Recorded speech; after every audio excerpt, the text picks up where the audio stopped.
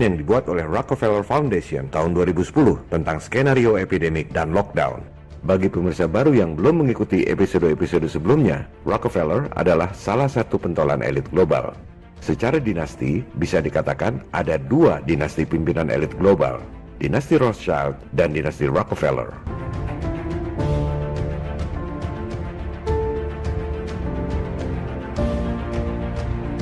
Rothschild lebih dulu ada, menguasai pemerintahan dan bank-bank sentral di Eropa. Rockefeller berkiprah 100 tahun setelah Rothschild menguasai pemerintahan dan bank sentral Amerika. Rockefeller lebih kaya dari semua pemerintah di dunia, termasuk Amerika. Mereka lah yang kasih utang ke seluruh negara di dunia. Dan negara pengutang terbesar di dunia adalah si adik kuasa Amerika, diikuti Jepang dan Cina.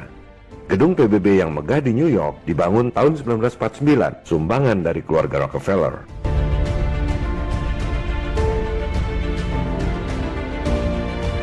PBB, World Bank, IMF adalah kaki tangan elit global. Mereka berkedok sebagai lembaga-lembaga yang bekerja untuk kemaslahatan umat di dunia. Padahal sebenarnya bertujuan untuk mengontrol semua negara di dunia. Modus penjajahan gaya baru ini sudah lama diketahui oleh bapak bangsa kita, Soekarno. Presiden Soekarno menyebutnya sebagai nekolim, neokolonialisme dan imperialisme.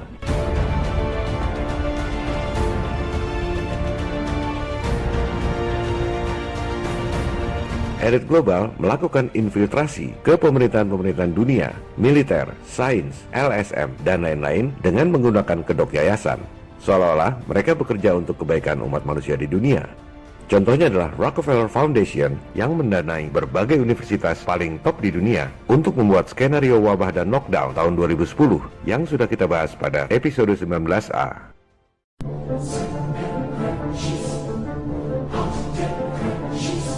Sekarang kita dengar apa kata Rockefeller tentang tudingan bahwa keluarganya adalah elit global yang berkonspirasi merugikan umat manusia lain untuk menciptakan pemerintahan diktator dan otoriter, New World Order.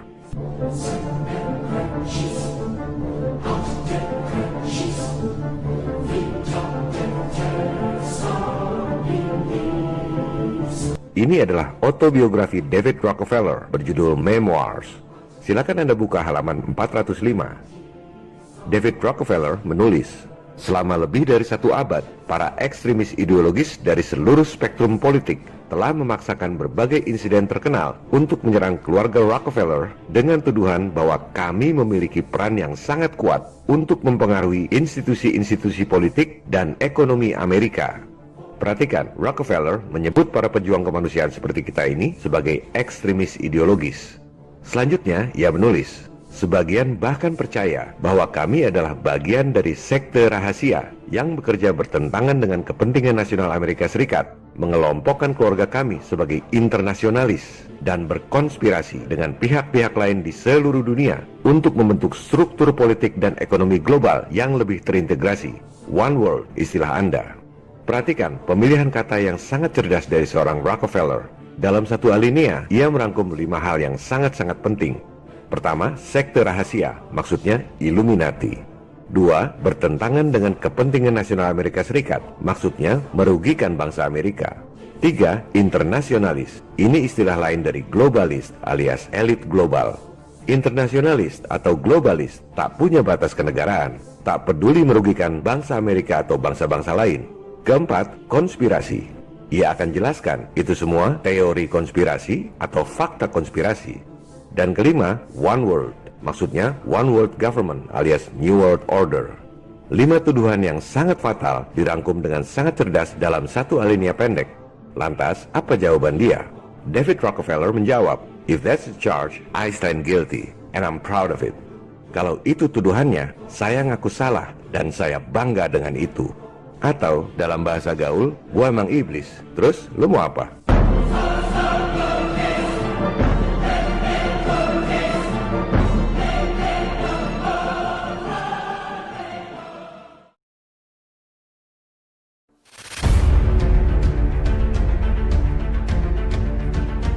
Pada episode 19A, saya sudah sampaikan bahwa apa yang terjadi saat ini, bencana wabah di seluruh dunia, orang-orang pakai masker, cek temperatur di gerbang, lockdown, ekonomi runtuh, peningkatan kemiskinan dan penderitaan rakyat, adalah persis seperti skenario Rockefeller Foundation 10 tahun yang lalu.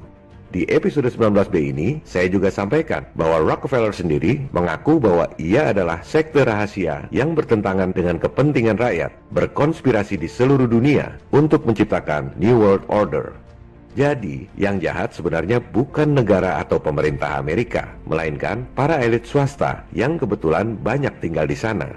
Rakyat Amerika sendiri sudah dirampok habis-habisan oleh para elit di sana.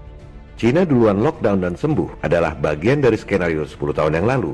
Tujuannya agar jadi contoh supaya negara-negara lain ikut lockdown. Sementara Amerika memang disetting untuk lambat lockdown, di mana nantinya akan disalahkan sebagai penyebab makin berjangkitnya virus. Itu semua adalah bagian dari skenario 10 tahun yang lalu.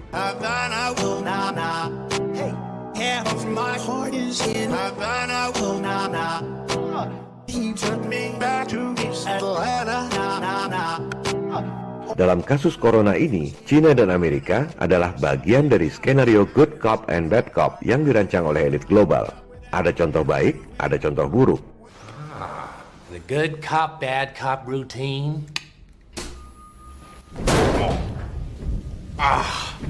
Apa yang saya sampaikan di episode 18 bahwa elit global akan datang pura-pura menawarkan bantuan utang sudah menjadi kenyataan. Indonesia baru saja menerbitkan surat utang alias bond terbesar sepanjang sejarah. Total 4,3 miliar dolar atau sekitar 70 triliun rupiah yang harus ditanggung oleh Anda dan anak cucu Anda sampai 50 tahun ke depan akibat krisis corona. Padahal para bankster elit kasih utang sebesar 70 triliun itu dengan modal dengkul. Jangan salahkan pemerintah Indonesia karena semua hanya ikut sistem yang diterapkan oleh elit global di seluruh dunia.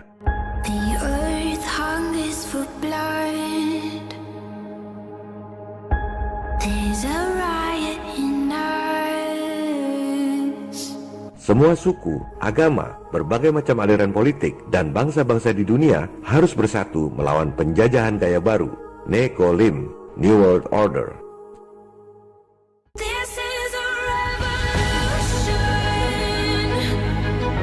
I hate imperialism. I detest colonialism.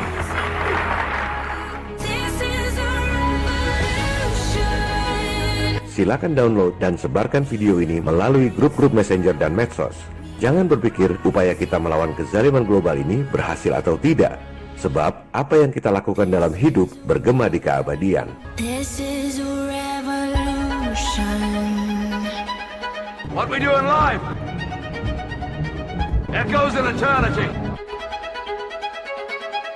Salam People Power.